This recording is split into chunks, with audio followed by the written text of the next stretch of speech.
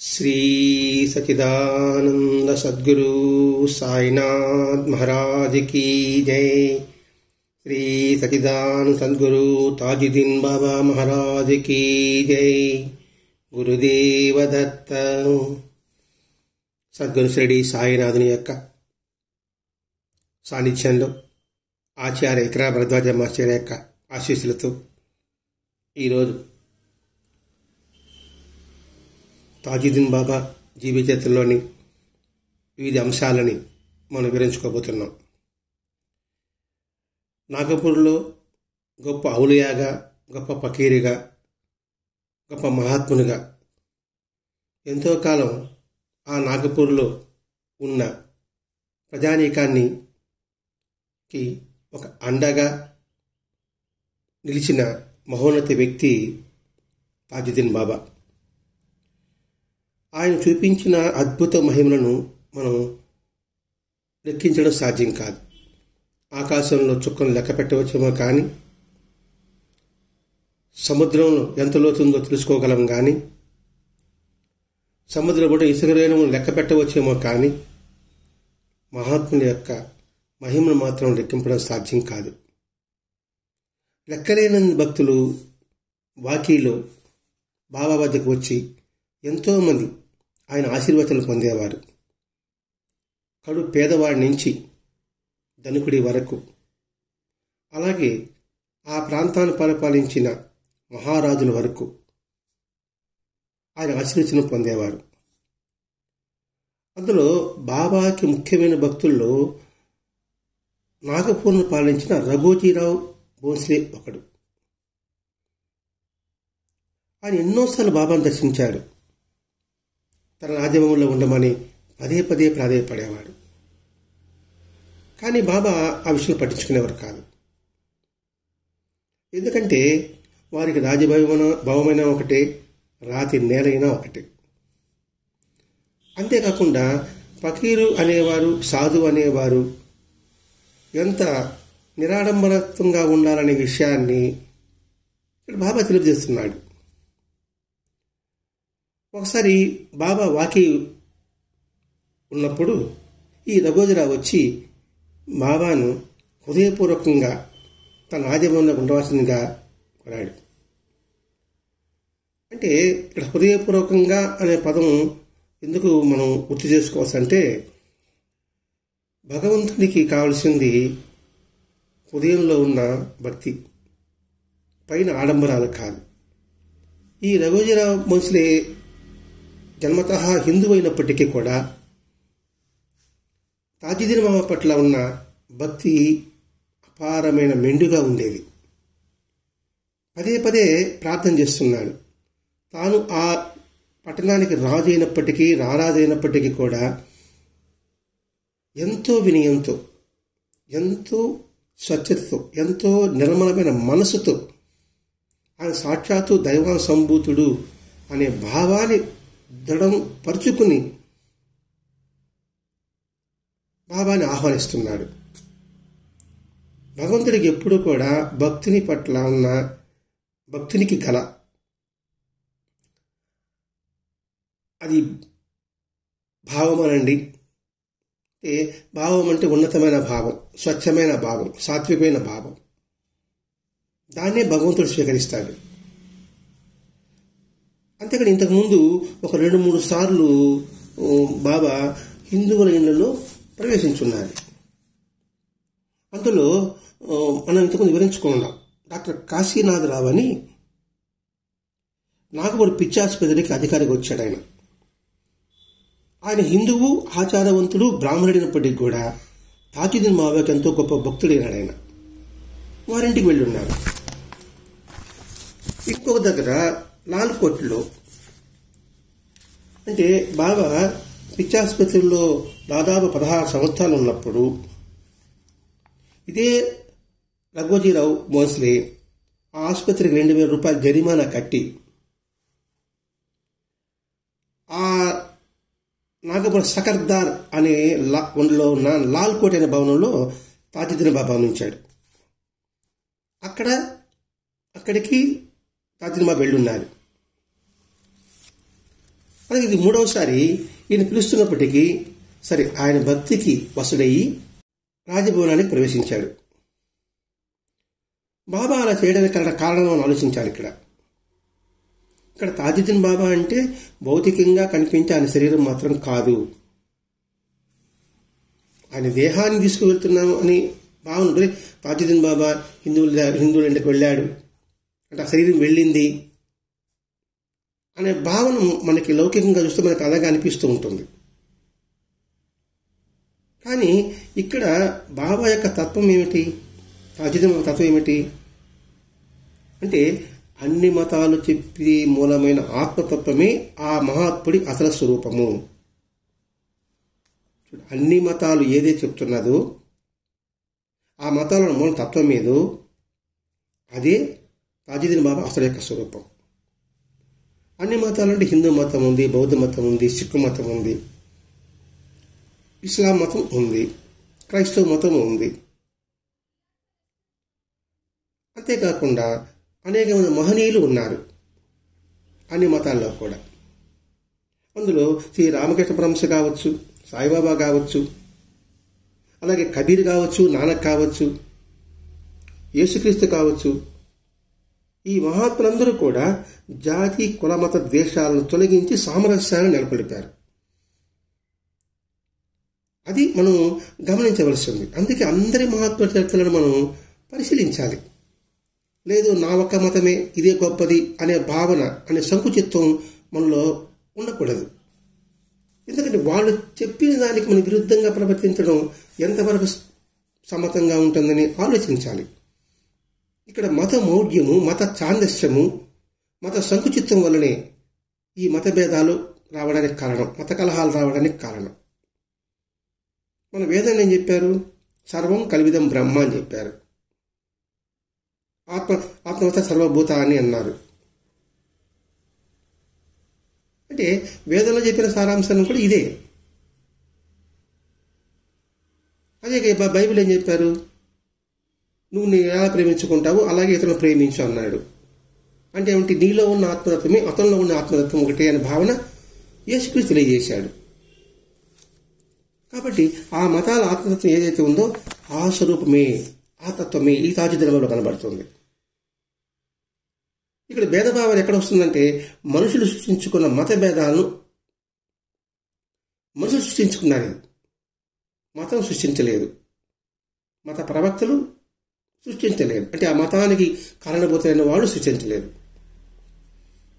ఈ మనుషులు సృష్టించిన భేదాలని ఈయన అధిగమించాడు. ఇంతకుముందే మనం తెలుసుకున్నాం మొదటి అధ్యాయంలో బాబా చిన్నప్పుడు ఉన్నప్పుడు ఆయన హృదయానికి హత్తుకుపోయిన సూఫీ మహాత్ముడు దర్శనం కలగడం, ఆ సూఫీ మహాత్ముడు ఒక ద్విపద అంటే ఒక 4 అభంగాలు పాడడం. ద్విపద అంటే రెండు అర్థాలు వచ్చేట్టుగా ఆయన పదాలు అభంగాలు. మనం అంటే పద్యాలు అంటాం, శ్లోకాలు అంటాం, కీర్తనలు అంటాం. మహారాష్ట్రలో అభంగాలు అంటారు. ఈ ముస్లిం సంప్రదాయంలో ద్విపదలు అని అంటారు. మరి ఆ ప్రవక్త చెప్పిన ద్విపద ఏమిటి, దాని అర్థం ఏమిటి మళ్ళీ మరొకసారి గుర్తు చేసుకుందాం. ఆ చిన్నప్పుడే ఆ పదాలు ఆయన హృదయానికి హత్తుకుంది. ఏమిటి అందులో? ఒకటే ఏంటి? భక్తి పారవశ్యం చెందటం. భక్తి కలిగి ఉండడం కాదు, భక్తి పారవశ్యం చెందటం. పారవశ్యం అంటే తన్మయత్వం, తాదాత్యం. అది ఏమన్నా కావచ్చు. ఇప్పుడు మామూలుగా లౌకికంగా చూసే కొన్ని వ్యసనాలు ఉన్నాయి. సినిమా ఒక వ్యసనం, జూదం ఒక వ్యసనం, తాగుడు ఒక వ్యసనం. అంటే ఆ వ్యసనంలో తాదాత్యం చెంది ఏ విధంగా చెందుతావో అలాగే భగవంతుని పట్ల కూడా అటువంటి భక్తి పారవశ్యం చెందు. అంటే నువ్వు ఇటువంటి ఉత్తమైన వ్యసనాన్ని అలవర్చుకో. రెండవది, ఖురాన్ అంటే కాగితాల మీద ముద్రించబడ్డ సీరా చుక్కలు కాదు. ఇప్పుడు భగవద్గీత అనుకుందాం, భారతం అనుకుందాం, రామాయణం అనుకుందాం. ఏదో వాళ్ళు రాశారు, తెల్లగాయడం 4 అక్షరాలు, అది కాదు. అందులో అర్థాన్ని మనం గుర్తించగలగాలి. మంచి సాహిత్యం అంటే మంచి సాహిత్యం అంటే ఏమిటి? ఇటు మనిషిని ఉన్నతమైన శ్రేష్ఠకొచ్చు, సమాజ శ్రేష్ఠ ఏదైతే కలిగిస్తుందో అది మంచి సాహిత్యం. అది ఈ పదాలన్నీ కూడా ఉపకరణాలు మాత్రమే. కాబట్టి దాన్ని గుర్తించు. కాబా అంటే ఒక రాయి మాత్రం కాదు. ఇప్పుడు మూడో చెప్పాడు. ఇది మనం కూడా అన్వయించుకోవాలండి. ఇప్పుడు మక్కాలో కాబా అంటే అది ఒక రాయి, చూడటానికి రాయి అనుకో, రాయి మాత్రం కాదు. ఇప్పుడు మనం దేవాలయాలు వెళ్తున్నాం, విగ్రహారాధన చేస్తున్నాం. అది వెంకటేశ్వర అనండి, విఘ్నేశ్వరుడు అనండి, శివుడు అనండి, రాముడు అనండి, కృష్ణుడు అనండి, లేకపోతే శక్తి స్వరూపుడు అనండి. అది సాక్షాత్తు భగవంతుడు మన మీద అనుగ్రహంతో ఇక్కడ వెలిశాడనే భావనతో వెళ్ళు. విగ్రహం భలే అందంగా ఉందండి, అలంకరణ బాగా బ్రహ్మాండంగా ఉందండి, పుష్పాలను బ్రహ్మాండంగా చేశారండి అని భావించవద్దు. ఇక్కడ కాబట్టి నల్లరాయి మాత్రమే కాదు అంటే సాక్షాత్తు ప్రవక్త అది చేత్తో తాకిందో కావచ్చు, లేకపోతే అక్కడ నివసించిన స్థలం కావచ్చు. కాబట్టి ఆయన సాక్షాత్తు అక్కడ ఉన్నాడనే భావనతో ఆ ప్రదేశానికి వెళ్ళు. అందుకని షిరిడీ సాయినాథుడు పట్టణ రూపంలో కూడా నేనే ఉన్నానురా, సర్వజీవుల రూపంలో కూడా నేనే ఉన్నానురా, సకల సాధువు రూపంలో కూడా నేనే ఉన్నానురా. కాబట్టి బాహ్యమైన సాధువును మీరు చూడొద్దు, లోపల అంతరాత్మను దర్శించు, అంతటా ఉన్న ఆత్మతత్వాన్ని నిరంతరము నువ్వు చూడు అని షిరిడీ సాయినాథుడు ఎన్ని అనుభవాలు ఇవ్వలేదు. 4వది దేవాలయంలో నివసించన్నాడు. అంటే ఏంటికి? దీని అర్థం ఎవరి నమ్మకాలను ఆచారాలను వారిని పట్టించుకునేవు. అంతేగాని నా ఆచారం గొప్పది, నా సాంప్రదాయం గొప్పది అనవద్దు. ఇదే భగవద్గీత కృష్ణుడు ఏం చెప్పాడు? ఎవరు నన్ను ఎట్లా ఆరాధించినా అది నాకే చెందుతుందని కృష్ణ భగవానుడు చెప్పుకున్నాడు. అలాగే శివగీతలో నువ్వు ఏ రూపంలో నన్ను పూజించిన ఆ రూపంలో నీకు సాక్షాత్కరిస్తామని శివుడు చెప్పుకున్నాడు. అందుకే నేను చెప్పాను, అన్ని మతాల్లో సారాంశం ఏం చెప్తున్నారు, అంతా ఒక ఆత్మతత్వం ఒకటే ఉందని వాళ్ళు తెలియజేస్తూ ఉంటే, ఇక్కడ వాళ్ళు చెప్పిన దాని అంతరార్థం మనం తెలుసుకోలేక, అవగాహన లేక సంకుచితమైన మనస్తత్వంతో, వాళ్ళేమో విశాలతత్వం, మనమేమో సంకుచిత్వంలో ఉంటున్నాం. అందుకే ప్రవక్త చెప్పిన విశాలత్వం కావాలన్నా లేక ముస్లింని సంకుచితం కావాలన్నా, నువ్వు ప్రవక్తను పూజిస్తూ ఆయన విశాలతత్వంలో కలిగి ఉంటే నువ్వు సంకుచితం ఉండడంలో ఏం అర్థం ఉంటుంది? ఏమైనా ఆరాధించినట్టు అనే విషయం ఇక్కడ మనం గుర్తించాలండి. ఇక్కడ అందుకని మనుషులు చేయించుకున్న మతభేదాన్ని అధిగమించాడు. ఎందుకంటే చిన్నప్పుడే ఆ సురీ మహతుడు చెప్పిన ద్విపదని ఆ భావాన్ని తన హృదయంలో అలాగే ముద్రించుకున్నాడు. ఆయన అటు స్థితిని సాధించారు. బాబా హిందువుల ఇళ్లలో నివసించడం వంటి చర్యల్లోని ఆంతర్యం ఎరుగుని పామరులైన ముస్లింలు వాళ్ళకేం ఆశ్చర్యం. ఎందుకు ఆయన నివసిస్తున్నాడు? మన ఖురాన్లో ఏం చెప్పుంది అని ఆలోచించలేకపోవడం వల్ల ఈయనేది ముస్లిం నుండి హిందువులకు వెళ్తున్నాడే అని వీళ్ళకి ఆశ్చర్యమైతే, హిందువులకి మరి ఈయన హిందువుగా ఉండి కూడా ఈయన ముస్లింను ఆరాధిస్తున్నారే అన్నిటి హిందువులకి, మరి హిందూ ధర్మం ఏం చెప్పింది, మన సనాతన ధర్మం ఏం చెప్పిందని హిందువులు గ్రహించలేకపోతున్నారు, అటు ముస్లింలు అవగాహన చేసుకోలేకపోతున్నారు. ఇప్పుడు అనేక అవతారాల యొక్క ఆంతర్యం ఏమిటి? సర్వమత సామరస్యం, జాతి కుల మత వర్గభేదం లేకుండా సమైక్య జీవనము, సమతాభావము, మమతారాగము, ఇవి ఏ మతం చెప్పినా కూడా సరే. కానీ సంకుచిత మనస్తత్వం కలిగిన ఈ మనుషులు ఒక గిరి గీసుకొని ఆ గిరిలోనే ఉంటూ అజ్ఞానంలో పడి కొట్టుకుపోతున్నారు.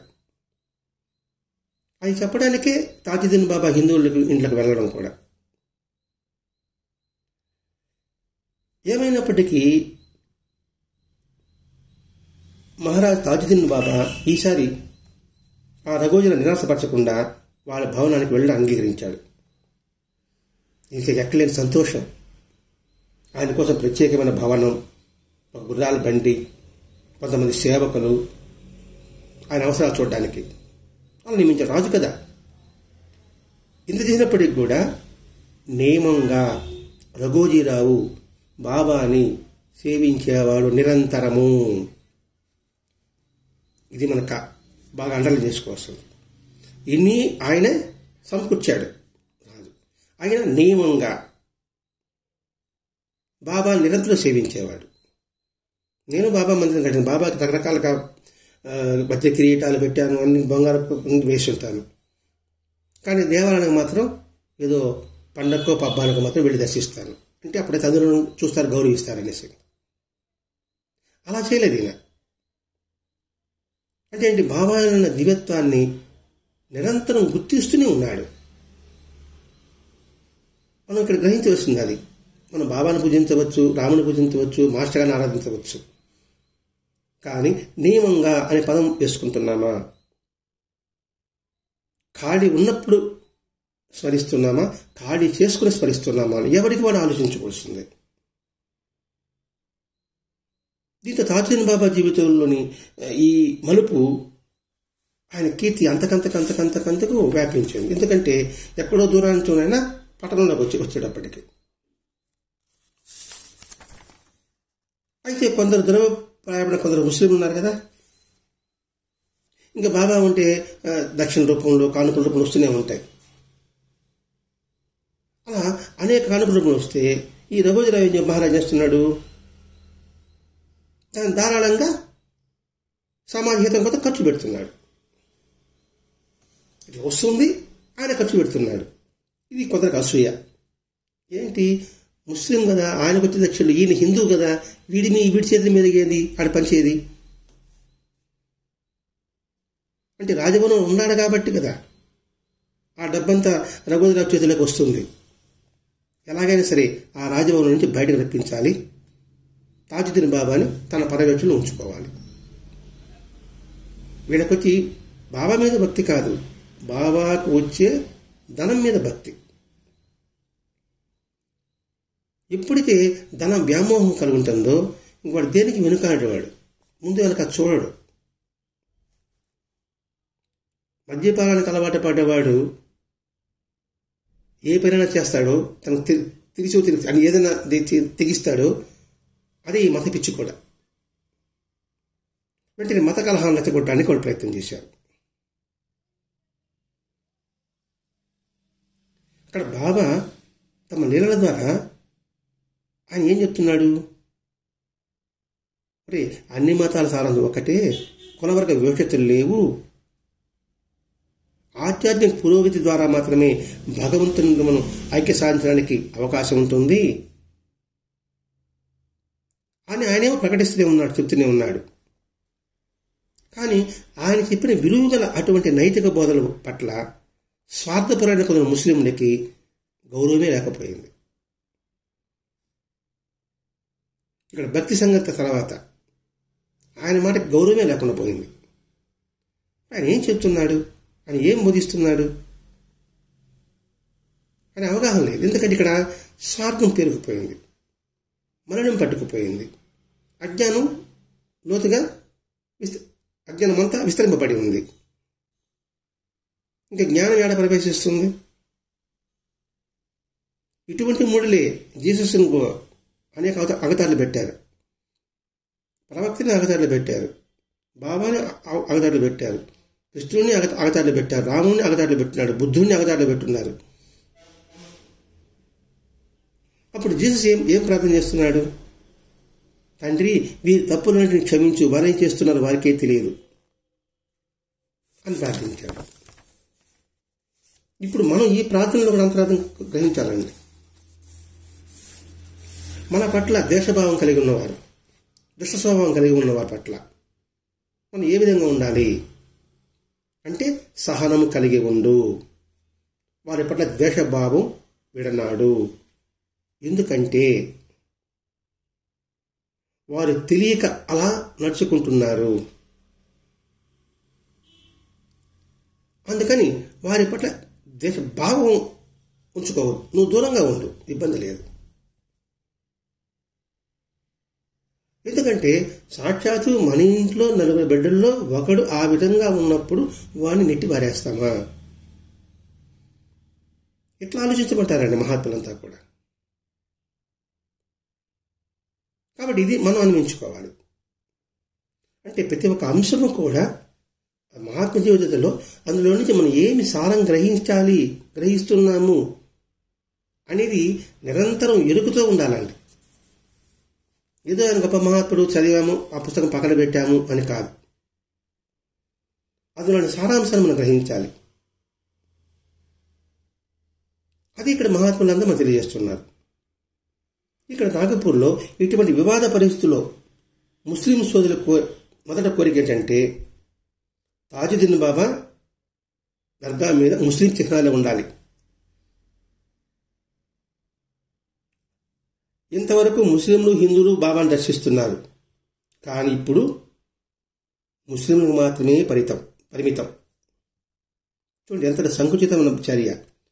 భగవంతుడు అందరి వాడు అనే విషయం విస్మరిస్తున్నది ఇక్కడ. భగవంతుడు అంటే పంచభూతాలు అనుకుందామండి. గాలి అందరిది, భూమి అందరిది, ఆకాశం అందరిది, నీరు అందరిది, అగ్ని అందరిది. ఇప్పటికీ కూడా అటువంటి సంకుచిత భావాలు ఉన్నాయి కదండి. మా మతం గొప్పది, మీ మతం తక్కువది, మీరు సైతానులు, మేము దేవుని బిడ్డలము. అన్ని మతాల్లో ఉందండి. ఒక మతం అని చెప్పడం లేదు, అన్ని మతాల్లో కూడా ఉంది. మీ సద్బ్రాహ్మణుని, మా సనాతన ధర్మము. ఏదో ఒక మతాన్ని నిర్దేశించి చెప్పడం కాదండి. అన్ని మతాల్లో కూడా సంకుచిత భావం మెండుగా ఉంది. ఆ సంకుచితని విడనాడండి అని సాక్షాత్తు కృతయుగం నుంచి భగవంతుడు అవతారాలు ఎత్తినప్పటికీ అందులో మనం విశ్వసన లేకపోయినాం కాబట్టి ఆ భగవంతుడే మానవ రూపంలో ఈ కలియుగంలో అవతరిస్తున్నప్పటికీ వారిని బాహ్యంగా పూజిస్తున్నాం కానీ ఆంతరికంగా వారిని ఆరాధించడం లేదు. అటువంటి భావన ఇక్కడ ఈ సంకుచిత భావాలు ఇక్కడ ముస్లింలకి. ఇప్పుడు ఆ సంకుచితమైన చర్యల వలన బాబా ఏం చెప్పాడో ఆయన పవిత్ర ఆదర్శకి భంగం కలుగుతుందని వారు అనుకోవడం లేదు. జన మన సంకుచిత భావం ఉంది, బాబా ఏం చెప్పాడు, ఆయన పవిత్ర ఆదర్శాలకి మనం భంగం కలిగిస్తున్నామే అనే ఆలోచన మనకు రాలేదు. వారి ఆలోచన అంతా కూడా ధనం మీదే. అందుకే 1936 సంవత్సరంలో ఒక సంస్థ ఏర్పాటు చేసుకున్నారు. ఆ సంస్థ ఏంది? ముస్లిం సంబంధించిన సంస్థే. వీళ్ళు మాత్రమే బాబాకి దగ్గర ఉండాలి. ఈ రఘోజీరావు సేవకుడిగా ఉండాలి. ఇంత కమిటీ వేసుకుందాం అనుకోండి. ఆ కమిటీలో 15 మంది అనుకున్నాం అనుకోండి. 14 మంది వాళ్ళు ఉంటారు. ఒక్కడు మాత్రం ఈ రఘోజీరావు రాజు. ఎందుకని? ఆయన భవనం ఇచ్చాడు కదా అని ఆయన పేరు రాసుకున్నాడు. ఆ కమిటీలో ఈ ఒక్కడికి ఏం ప్రాధాన్యత ఉంటుంది? వారి ప్రధాన ఆశయం ఏంది? బాబా మీద ఆధిపత్యం, లేదా ఆ కోట నుంచి బాబాను తీసుకొని మన దగ్గర ఉంచుకోవడం. ముఖ్యంగా వారి దృష్టి అంతా ఏంది? బాబాకు వచ్చే కానుకల మీద ఎట్లా చేజించుకోవాలా అనే ఆలోచనే కానీ బాబా చెప్పిన పవిత్ర ఆదర్శాలు కానీ బాబా చెప్పిన బోధన పట్ల కానీ కించిత్ గౌరవం కూడా లేదు. అది ఎంత దాకా వెళ్ళిందంటే కోర్టు దాకా వెళ్ళింది. చూడండి, అందుకే ఆశ్రమాలు, సంస్థలు వీటిలో ముఖ్యంగా ఉండేది ఇవే. అసలు మూల సిద్ధాంతం పోతుంది. ఏ సిద్ధాంతం కోసమైతే 4 కమిటీ ఏర్పడిందో, ఎప్పుడైతే ధనం చేరుతుందో ఆ సిద్ధాంతానికి గాలి వదిలేస్తారు. తాను ఆధిక్యత ప్రదర్శించుకోవడానికి గ్రూపులు తయారు చేసుకుంటారు. అది ఇప్పటికీ కూడా ఉంది. ఇప్పుడు దేవాలయాల్లో ఉంది, కొన్ని మందిరాల్లో ఉంది, కొన్ని ఆశ్రమాల్లో ఉంది, కొన్ని సమాజ సేవా సంస్థల్లో కూడా ఉంది. మరి ఏం అర్థం చేసుకున్నాం? ఏ లక్ష్యం కోసం ఆ సంస్థను స్థాపించామో అది మర్చిపోతున్నాం. ఆ సంస్థ ప్రధాన ఉద్దేశం ఏమిటి గాలికి వదిలేస్తున్నాం. కొంతమేరకు నడుస్తూ ఉంటుంది. అయిన తర్వాత ఆయన చెప్పేదేంది, మనం వినేదేంది అనే భావన ఒకరైతే, ఆయన చెప్పి సరిగా వినక ఏదో ఒకటి చేయడం, మరి చేస్తే సంస్థకి చెడ్డ పేరు వస్తుందనే ఆలోచన ఉండకపోవడం. అందుకే బాబా అన్నాడు, ఏ పని చేసినా క్షుణ్ణంగా చేయొద్దు, ఒప్పుకోవద్దు. ఎందుకు ఒప్పుకోవడం? క్షుణ్ణంగా చేయలేనప్పుడు ఇవన్నీ మనం అనుభవించుకుంటూ రావాలండి. ఇప్పుడు ఈ వివాదం కోర్టు దాకా వెళ్ళింది. ఆ ముస్లిం ఏం చేశారు? తాజుద్దీన్ బాబా ఆ భవనంలో ఉండడానికి వీల్లేదు అని కోర్టులో కేసు. అక్కడ ఉంటే కదా ఈ రఘోజీరావు హ్యాండ్ ఆయన ఉంటున్నాడు. ఈ వివాదాల మధ్య ఈ తగ్గించడానికి అన్నట్టుగా తాజుద్దీన్ బాబా ఏం చేశాడు? అటు రాజభవనాన్ని వదిలిపెట్టాడు, ఇటు ముస్లిం దర్గాను వదిలిపెట్టాడు. రోడ్డు మీద ఉన్న 4 కోడల్లో ఉండడం ప్రారంభించాడు. రఘోజీరావు బోర్ని ఏడుస్తున్నాడు. అయ్యో బాబా, ఏంటిది? ఈ వివాదం ఏమిటి? ఏంటి సంగతి? సహజంగా ఇటువంటి వివాదాలు, వాటి పరిణామము కల్మషం లేని వ్యక్తులకి ఎప్పుడూ కూడా హృదయాన్ని వికలం చేస్తాయండి. చాలా బాధపడతాయి. ఏంట్రా ఇది, మనం అనుకున్నది ఏంటి, ఇందులో ఏం స్వార్థం ఉంది, ఈ మంచి పనిలో కూడా ఎందుకు వీడు సహకారం అందించలేకపోతున్నారు అని ఎంత బాధపడతాడు. అయినా ఆయన నమ్మకంగా బాబాను సేవించడం మాత్రం మానలేదు.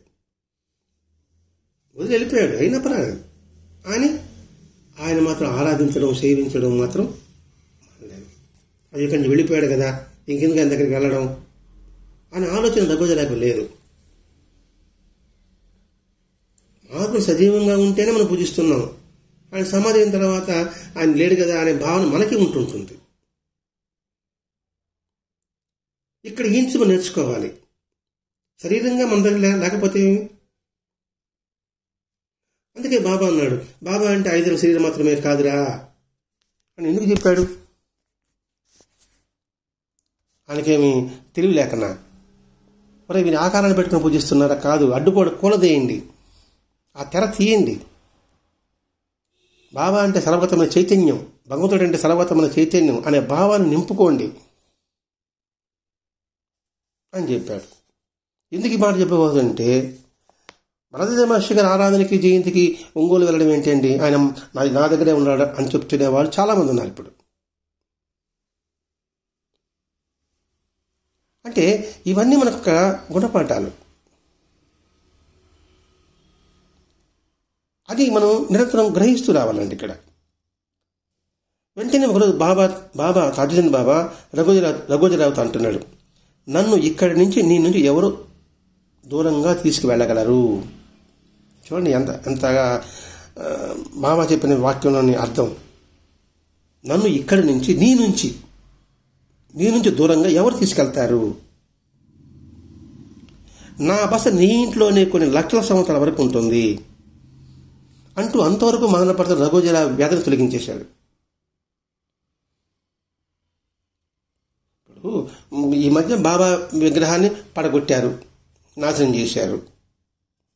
విగ్రహాన్ని పడగొట్టించాము గాక, కానీ బాబా భక్తుల హృదయంలోంచి బాబాను వెళ్ళగొట్టగలరా?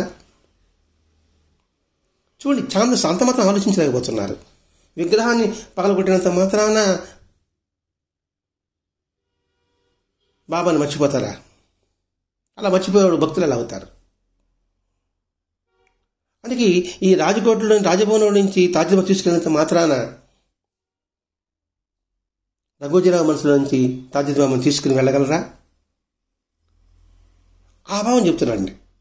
నా బస నీ ఇంట్లోని కొన్ని లక్షల సంవత్సరాలు అన్నాడు, కొన్ని లక్షలు అన్నాడండి. మరి ఒకటి పక్కన ఎన్ని సున్నాలో తెలియదు. లక్ష అంటే ఏదో ఒక 5 సున్నాలు అనుకోవచ్చు, కొన్ని లక్షలు అన్నాడు. ఆ కొన్ని ఎంతో సంఖ్య చెప్పలేదు. ఆయన ప్రసాదించిన అభయానికి ప్రతిఫలంగా ఈనాటికి కూడా లాల్ కోటలో తాజుద్దీన్ బాబా ఉన్న మందిరం పవిత్రంగా ఉంచబడి భద్రపరచబడి ఉంది. ఆ భవనాన్ని దేనికి వాడలేదు. ఒంగోలులో సీతారాం సుబ్బలక్ష్మం గారు ఇంట్లో మాస్టర్ గారు దాదాపు 4-5 సంవత్సరాలు ఉన్నప్పుడు మాస్టర్ గారు ఎక్కడైతే శరీరం వదిలిపెట్టాడో ఆ గది ఇప్పటికీ పవిత్రంగా ఉంచున్నారు. వాళ్ళు అక్కడ ఒంగోలులో ఇప్పటికీ పవిత్రంగా ఉంచున్నారు. అంటే ఏంటి, మాస్టర్ గారు అక్కడ ఎల్లప్పుడూ ఉంటారు. మాస్టర్ గారు చెప్పాడట, అమ్మ నేను కానీ ఇక్కడి నుంచి వెళ్ళిపోతే ఈ 2 గదులు మాత్రం పవిత్రంగా ఉంచండి అని.